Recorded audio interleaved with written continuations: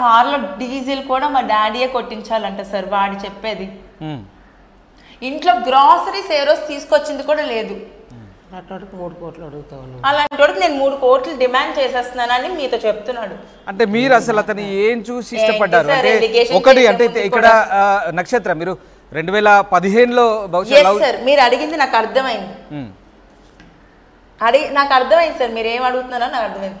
తను నన్ను ఎలా ఏమార్చాడంటే సార్ వెంకటేశ్వర స్వామి మాలలు వేసుకొని ప్రపంచంలో నా అంత లాయల్ పర్సన్ ఉండరు. వాడు వచ్చి చెప్పేది ఏంటంటే సార్ వాడు సింపతి క్రియేట్ చేయించుకుంటాడు. తేజాలో ఉన్న మేజర్ పాయింట్ అంటే పక్క వాళ్ళ సింపతిని తన మీద క్రియేట్ చేసుకుంటాడు. ఎలా అంటే వాళ్ళ అన్నయ్య చెప్పాడు ఆ విషయం. ఎలా క్రియేట్ చేశాడంటే నాకు మా డాడీ మా మమ్మీ చిన్నప్పుడు విడిపోయారు, నాకు చాలా బాధలు పడ్డాను మా సెకండ్ స్టెప్ మదర్ దగ్గర, నా వచ్చే వైఫ్కి నేను అలా ఎప్పుడు టార్చర్ పెట్టను, మా డాడీ పెట్టిన కష్టం నేను ఇంకో ఆడపిల్లకి పెట్టదలుచుకోలేదు, చిన్నప్పటి నుంచి వీళ్ళ కష్టాలు చూసి పెరిగాను, నా అంత బుద్ధిమంతుడు ఉండరు, నేను ఎప్పుడు వెంకటేశ్వర స్వామి మాలలో వేసుకుని ఉంటాడు. వాళ్ళ ఇంటి దగ్గర ఒక టెంపుల్ ఉంది సార్ వెంకటాద్రి టెంపుల్ అని చెప్పేసి, అక్కడ పంతులు గారితో వాళ్ళందరితో కూడా చెప్పించింది ఏంటంటే ఈ అబ్బాయి చాలా మంచివాడు, ఈ అబ్బాయి అంత బుద్ధిమంతుడు ఇంకెవ్వరు ఉండరని మా పేరెంట్స్ తో చెప్పించారు సార్. సరే ఇదంతా అంటే ఈ సందర్భం అంతా ఎప్పుడు అంటే నేను ఏమంటానంటే ఈ సందర్భం అంతా అసలు ఎప్పుడు కలిసి వచ్చింది మీకు? ఎక్కడ కనెక్ట్ అయ్యారని నా ప్రశ్న. అంటే ఎక్కడ మీరు కలుసుకున్నారు అసలు? ఫస్ట్ పరిచయం ఎక్కడ? ఈవెంటా? ఏదో మూవీ అంటున్నారు. రైట్ చెప్పండి. మూవీ ఆడిషన్ వైజాగ్ లోనే యూ ఫర్ మీ అని చెప్పేసి ఒక డైరెక్టర్ బొట్ట నాగేశ్వరరావు అని చెప్పేసి వైజాగ్ లోనే ఉంటారు సార్ ఆయన. మీరు అప్పుడు సినిమాలకు ట్రై చేస్తున్నారా? సో ఆయన వచ్చేసి అవును సార్. అంటే నేను అప్పటికి ఇంకా స్టడీయింగ్ సార్, ఇంటర్ కూడా నాది ఫినిష్ అయింది అప్పుడే, జస్ట్ ఇంటర్ చదువుతున్నాను అనుకున్నా, ఇంటర్ చదువుతున్నాను అప్పుడే. మూవీస్ లో నాకు నాకు యాక్టింగ్ అంటే చాలా ప్యాషన్ ఉంది, ఇంట్రెస్ట్ ఉంది సార్. కానీ జస్ట్ ఇంకా ఉన్న టైంలోనే సరదాగా చిన్న చిన్న యాక్టింగ్ చేయడం, లైక్ ఏదైనా వస్తే పార్టిసిపేట్ చేయడం గట్రా చేస్తాను సార్. అంటే మీకేంటి మీ క్యారెక్టర్స్ ఇప్పించి మీకు క్యారెక్టర్స్ ఇప్పించి మీ కెరీర్ లో మీకు సపోర్ట్ గా ఉంటానని అప్పట్లో చెప్పాడా? అంటే ఆ టైంలో ఆ సందర్భంలో లేదు సార్, లేదు. నన్ను అసలు నాతో రిలేషన్లోకి వచ్చాక మూవీస్ చేస్తేనే ఒప్పుకోనని నాతో అన్నాడు సార్. నేను అలాగే మానేశాను సార్. నాకు ఇంపార్టెంట్ ఏంటంటే పర్సన్ ఇంపార్టెంట్, కానీ నాకు ఇప్పుడు సినిమాలు చేసేసి నేను హీరోయిన్ లేప అలాంటి కోరికలు ఏం లేవు సార్. ఇప్పుడున్న ఇండస్ట్రీతో ఎవడు పోటీ పడలేడు. సో రైట్ అయితే ఓకే ఓకే ఎన్ని రోజులు జరిగింది మీ రిలేషన్? ఎన్ని రోజులు కంటిన్యూ అయ్యింది sir? It's a passion, that's it. Okay ఏం సార్ మీ రిలేషన్ ఎన్ని రోజులు కంటిన్యూ అయింది? రిలేషన్ వెంటనే పెళ్లి చేసుకున్నారా? కొద్ది రోజులు ఇలాగే రిలేషన్లో ఉన్నారా మీరు? అసలు ఎన్ని రోజుల వరకు? లేదు సార్, 2014లో 2013 డిసెంబర్లో నాకు తేజ పరిచయం సార్.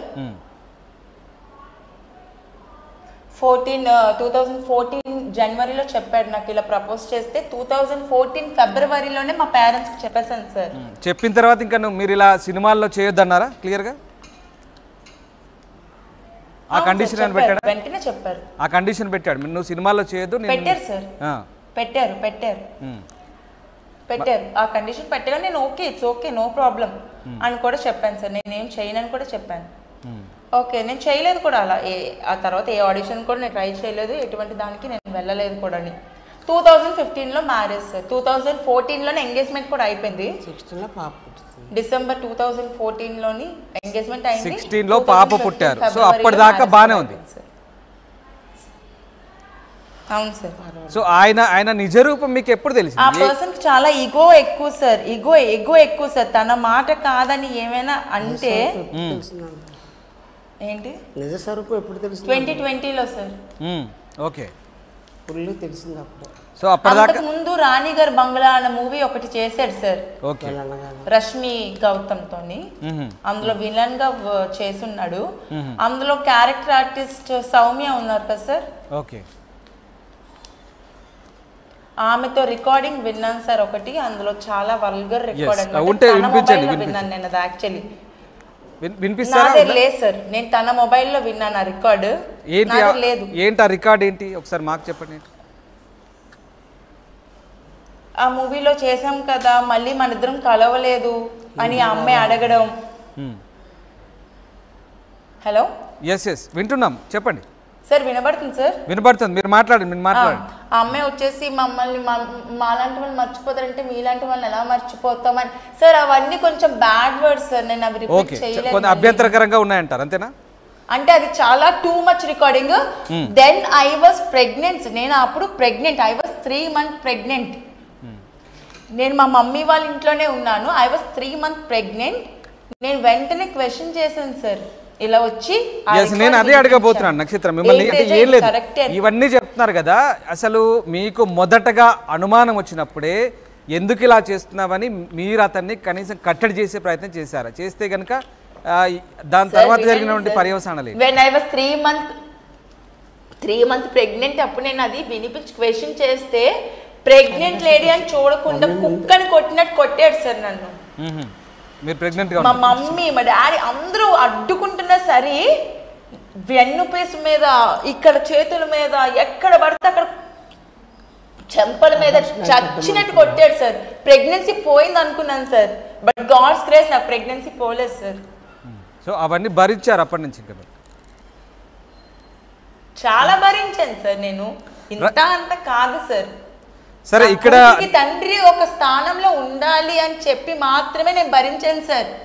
మనిషి పతివ్రతని కాదు సార్. తెలిసాకైతే భరించడానికి రీజన్ నాకు కూతురు, తన కోసం భరించాను సార్. రైట్, ఇక్కడ ఎవరు కావాలని రోడ్ల మీదకి తెచ్చుకోరు సార్ ఫ్యామిలీస్ ని. మీరు నిన్న ఒక ఆరోపణ చేశారు, రోజుకో వర్జిన్ కావాలంటాడు, చాలా కామాంధుడు అన్నారు. అది ఓకే, అంతవరకు ఓకే. కానీ ఇంకొక తీవ్రమైన ఆరోపణ చేశారు, ఏకంగా అక్కతో కూడా బెడ్ షేర్ చేసుకోవాలనే నీచుడు అన్నారు. ఏంటి అసలు అది? అది వినడానికి కూడా చాలా దరిద్రంగా ఉంది. సో అది ఏంటి అసలు, ఆ ఇష్యూ ఏంటి? ఎందుకు మీరు దాన్ని రేజ్ చేయాల్సి వచ్చింది? దాంట్లో వాస్తవం ఏంటి సార్? నాతో మ్యారేజ్ ఫిక్స్ అయ్యాక పెళ్లి కొడుకుని చేసినప్పుడు ఇంటికి వచ్చే చుట్టాలు ఉంటారు కదా సార్, అందులో వాళ్ళ సొంత పెద్దనాన్న పెద్దమ్మ కూతురు, ఆ అమ్మాయి షీఈ్ ఆల్రెడీ మ్యారీడ్. అప్పటికే తనకి ఒక బాబు ఉన్నాడు. అయినా సరే ఆ అమ్మాయిని అడిగాడంట, నువ్వు నాతో పడుకుంటావా, నువ్వు నాకు ఇస్తావా అని అడిగాడంట. తను వెంటనే స్కోల్ చేసిందంట. పోనీ అదంతా పక్కన పెడితే వెన్ షీ వాజ్ స్లీపింగ్ తను పక్కకు వచ్చి తన మీద చేతులేసి తన్ని రాంగ్ గా హ్యాండిల్ చేయడం కూడా చేశాడంట సార్. చెప్పేస్తుంటే వద్దు అంటే మీకు ఎలా తెలిసింది? అంట అలా జరిగిందంట? నేను వెళ్ళి చూసి రాలేదు కదా సార్, నేనేం డైరెక్ట్ గా వినలేదు కదా. ఓకే, ఎవరు చెప్పారు? అంటే మరి నేను వినింది మీకు చెప్తున్నాను, ఆ రికార్డ్ నేను విన్నాను. ఇది మీకు ఎప్పుడు తెలిసింది? మీకు తెలిసినప్పుడు మీరు నిలదీశారండి? ఇలా ఇలా చేయడం ఏంటి? ఏకంగా సొంత కజిన్ ని. నేను వెంటనే మా మావయ్య గారి వాళ్ళ ఇంటికి కూడా వెళ్ళాను సార్. ఇమీడియట్ గా మా మావయ్య గారి వాళ్ళ ఇంటికి వెళ్ళాను. వెళ్ళి వాళ్ళకి రికార్డ్ వినిపించాను. ఏంటి మావయ్య గారు ఇంత చండాలం, ఏంటి సొంత అక్కతో కూడా పడుకుంటారా అనేసి. వాళ్ళ వైపు నుంచి సమాధానం వచ్చింది? వాళ్ళు లేదమ్మా లేదమ్మా అదంతా ఫాల్స్ స్టేట్మెంట్, నువ్వు నమ్మద్దు, అదంతా నమ్మద్దు అనేసి చెప్తున్నారు. కొడుకు సార్ టెర్రరిస్ట్ అయినా నా కొడుకు పతివ్రత బంగారం అని చెప్తారు సార్ తల్లిదండ్రులు. కొంతమందే ఉంటారు ఎదవని ఎదవానే చెప్తారు. ఎదవని ప్రూవ్ అయ్యాక కూడా నా కొడుకు బంగారం అని చెప్పడం కరెక్ట్ కాదు సార్. ఏ పెళ్ళిన అమ్మాయి కూడా బయటకు వచ్చి నీ మొగుడు ఇలా చేసాడు అలా చేసాడని చెప్పదు సార్.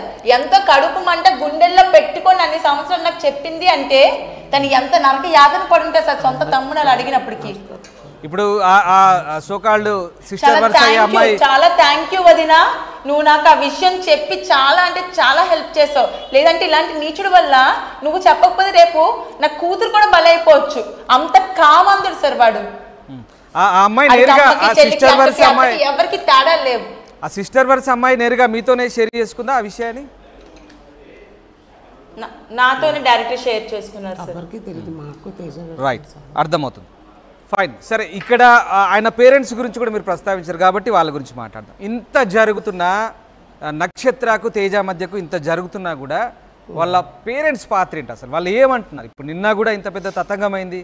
సో ఏం చెప్తున్నారు వాళ్ళు? సార్ నేను ఎప్పుడైతే కోవిడ్ టైంలో తేజ రికార్డింగ్స్ అయితే విన్నానో వెంటనే మా మావయ్య గారికి కాల్ చేస్తే వాళ్ళ చిన్న అబ్బాయిని పట్టుకొని మా ఇంటికి వచ్చారు సార్. వెంటనే రికార్డ్స్ అన్నీ మా మావయ్య గారికి వినిపిస్తే ఇలాంటి చెత్తనా కొడుకులందరూ నా కడుపులోనే పుడతారమ్మా అని అన్నారు. ఆ రికార్డ్స్ వింటానంటే వినిపిస్తాను. ఎస్ ఎస్ ఎస్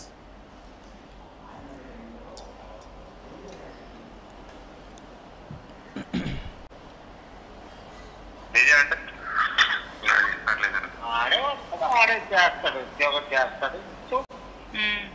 ఉండాలి, ఎవడ పిల్లన్నాడు పోషించుకోవాలి, ఎవడ కూతురు చూసుకోవాలన్నట్టు ఉండాలి. అలాగే లేనప్పుడు మనం ఏం చేయగలం చెప్పు.